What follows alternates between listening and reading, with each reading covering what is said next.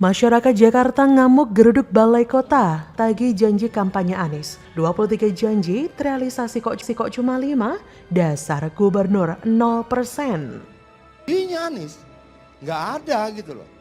Kalau kemudian kita bandingkan dengan apa yang terjadi pada proses pilkada kemarin, kita tahu siapa yang dibully secara fisik, didatangi, dipersekusi, diintimidasi dan sebagainya. Untuk Anies saat ini tidak ada. Bahwa ada 1-2 kalimat kata akun segala macam itu bukan pusaran. Kami warga Jakarta sebagian besar melihat apa yang Bapak kerjakan itu tidak membuat kesejahteraan bagi warganya dan kepada kota Jakarta. Dan terlebih dengan kasus banjir kemarin, bagi pencegahan pada saat terjadinya bencana, kemudian penanggulangannya. Di situ kami menemukan sekali, aduh, kenapa begini? Dia adalah senyap. Senyap itu kata lain dari tidak ada bunyi, tidak ada pergerakan, tidak ada penampakan. Itu semua definisi dari senyap, sunyi, sepi, sendiri. Ini ngeri karena meski ada 67 orang yang menjadi penasihat Anies dan semua dibayar pakai uang pajak yang kita bayarkan, tapi Anies memilih jalan yang sunyi. Ini orang kenapa bisa jadi gubernur ya? Gubernur DKI Jakarta Anies Baswedan bakal digeruduk warga di hari-hari menjelang masa jabatannya habis. Koalisi Perjuangan Warga Jakarta, Kopaja, akan menggelar aksi di Balai Kota Jumat 14 Oktober. Aksi tersebut bertajuk Drop Out Anies, janji palsu Anies bikin nangis. Kelompok masyarakat ini menagih janji kampanye Anies yang hingga detik-detik kelengserannya belum juga diwujudkan. Menurut salah satu perwakilan Kopaja, menyebutkan bahwa kepemimpinan Anies dan Riza Patria dianggap tidak mampu mewujudkan janji kampanye menjadikan Jakarta kota yang humanis. Bapak Gubernur, tolong lihat di sini lah. Anak-anak putus sekolah juga, biar nggak kayak ibu-ibunya.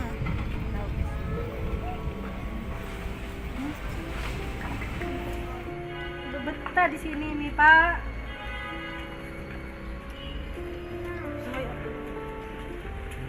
Gimana ini solusinya Pak? Kasih aja Pak, sedikit-sedikit tempat Pak.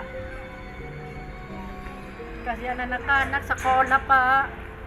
Untuk mendesak KPK agar segera tangkap Anies. Karena menurut kajian-kajian dan analisa yang kami kaji selama ini, bahwa Gubernur DKI Jakarta banyak mempunyai kasus-kasus yang saat ini belum dibongkar oleh KPK. Hal ini menurut mereka berkaitan dengan berbagai masalah ibu kota yang belum diselesaikan Gubernur DKI Jakarta Anies Baswedan dan Wagubnya Ahmad Riza Patria. Kopaja mendesak Anies memenuhi 11 tuntutan warga. Pihak Kopaja menyatakan bahwa mereka bakal bertahan sampai Anies Baswedan selaku Gubernur DKI menemui warga dan memenuhi tuntutan.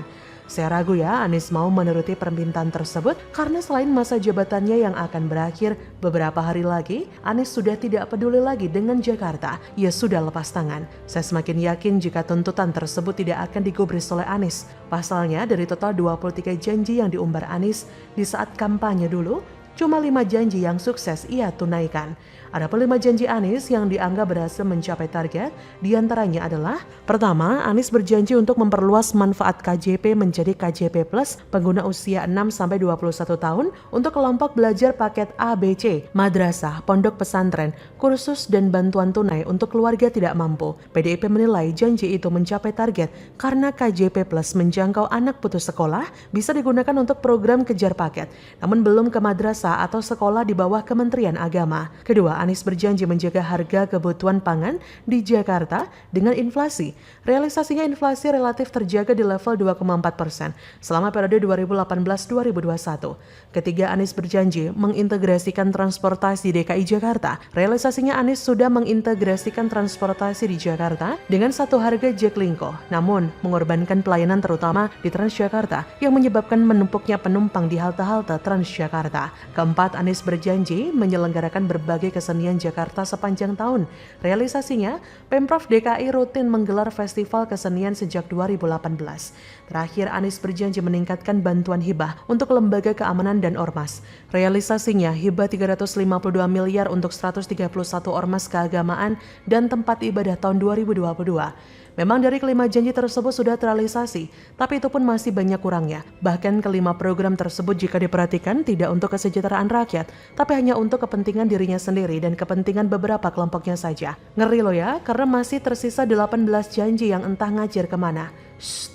Jangan bilang janji pun terkoreksi oleh Anies. Hahaha, terserah. Tapi bagi yang mudeng silakan nilai sendiri. Apakah model begini pantas mengklaim kesuksesan? Kesuksesan Anies yang cetar membahana juga dibuktikan dengan banjir Jakarta yang ogah meresap. Di dalam bahasa Anies, banjir bukan genangan air, melainkan parkir air. Harusnya kondisi banjir tidak akan terjadi jika normalisasi yang telah dirintis Ahok dilanjutkan di era Anies. Tapi Anies yang alergi Ahok membantu. Padahal untuk normalisasi Ciliwung, Anies sudah dibekali modal anggaran 350 triliun rupiah. Konyolnya, Anies lebih memilih memodifikasi Jakarta dengan motif polkadot alias membuat sumur resapan. Lah Pak iya, kembali lagi ini yang dinamakan sukses. Itulah sebabnya Menteri PUPR Basuki Hadimulyono mengatakan agar persoalan normalisasi Sungai Ciliwung ditanyakan saja tuh ke Gubernur Anies. Ya iyalah, itu kan janji kampanyenya dulu. Mikir deh, sejak 2017 hingga 2022, hasilnya itu zonk loh.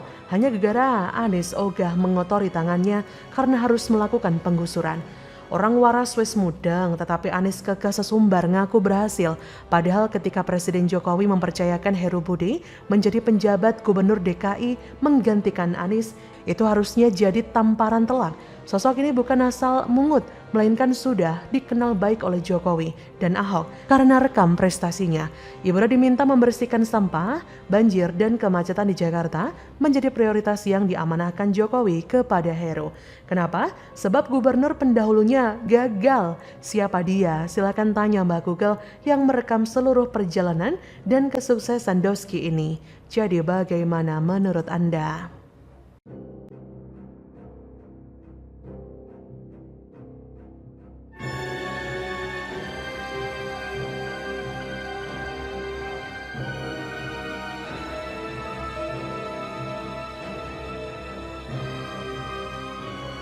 Langgar prosedur, halte Transjakarta tutupi patung selamat datang, Yusuf Dumdum, alamat bongkar dan anggaran lagi.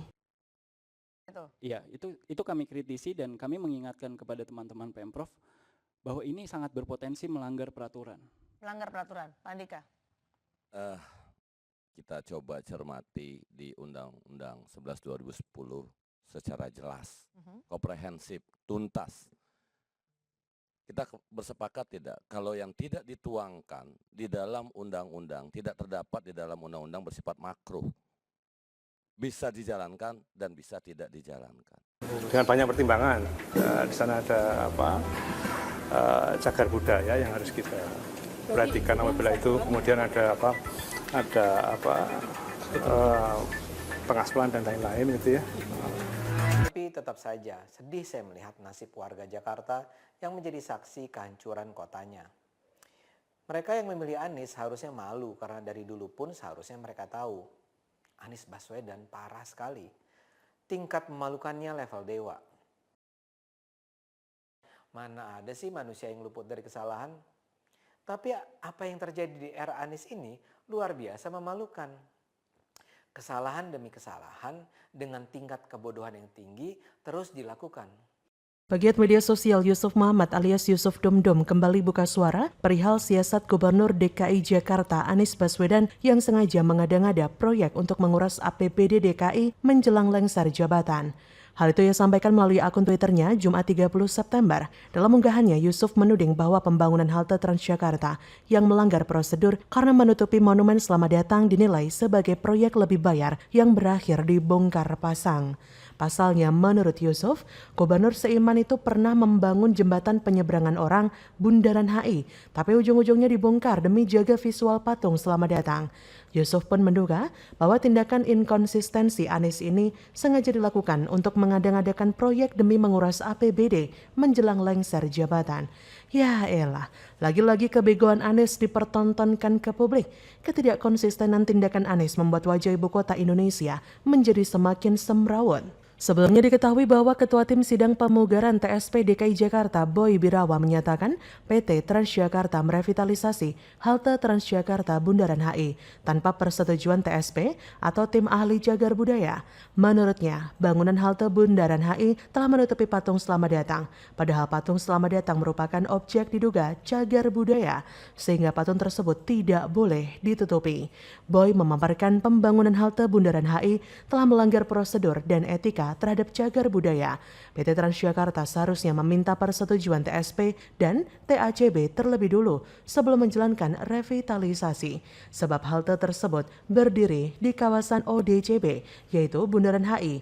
Halte Bundaran HI juga dibangun bertingkat sehingga menutupi patung Selamat Datang. Padahal menurut Boy, patung Selamat Datang juga termasuk ODCB. Sementara PT Transjakarta menargetkan revitalisasi 46 halte pada 2022. Revitalisasi ini terdiri dari 4 halte ikonik, 4 halte terintegrasi, dan sisanya halte biasa. Total anggarannya mencapai 600 miliar rupiah. Bahkan tidak hanya kali ini saja pembangunan proyek yang dilakukan Pemprov DKI di bawah kekuasaan Anies melanggar prosedur. Mengingat sebelumnya jembatan penyeberangan orang Tosari yang terhubung dengan halte Tosari Jakarta Pusat telah resmi dibongkar 2018. Pembongkaran tersebut disinyalir karena JPO Bundaran HI dinilai telah menutupi patung Selamat Datang yang juga termasuk ODCB sehingga harus dibongkar. Sebagai gantinya para pejalan kaki bisa menuju halte Tosari melalui Pedestrian Light Control Crossing atau Pelikan Crossing atau lampu lalu lintas untuk pejalan kaki yang menyeberang. Lagi-lagi Anies buang-buang anggaran menjelang lengser jabatan. Bukannya bangun halte baru Transjakarta pakai kajian terdahulu, asal bangun penting jadi. Mana langgar prosedur nutupin patung Selamat Datang pula. Sudah tahu JPO dibongkar karena menghalangi visual patung Selamat Datang di ibu kota, lah kok masih ngotot mau bangun halte baru yang jelas-jelas nutupi lagi monumen cagar budaya. Bukankah ini namanya pemborosan anggaran? Harusnya tak perlu dibuat, kecuali kalau dari awal niatnya cuma pencitraan Anies doang. Tapi ya sudahlah, namanya juga Anies suka bongkar pasang, mikir tidak panjang ke depan. Lucunya, spesialis bongkar pasang ini berkali-kali mempertontonkan kebegoannya. Bangun ini lalu cabut, bangun lain lalu yang lain dicabut. Begitu seterusnya, dan uang rakyat dipakai untuk hal nggak penting seperti ini. Ini sama seperti seni bambu yang dipasang lalu dibongkar, lalu diganti dengan instalasi batu-batuan nggak jelas, lalu diganti lagi, begitu seterusnya. Ada yang bilang pelin-pelan, ada yang bilang kedok menghamburkan uang, ada yang bilang memang tak pernah mikir kalau bertindak. Beginilah akibatnya kalau membangun sesuatu dengan pemikiran jangka pendek, yang ada habis anggaran melulu. Meski mungkin anggarannya nggak seberapa, tapi kalau banyak dibangun di sana-sini, terasa juga. Dan kadang kita tahu, anggarannya terkadang tidak masuk akal, overpriced. Yang kayak gini kok masih belum keciduk KPK? Ambiar. Bagaimana menurut Anda?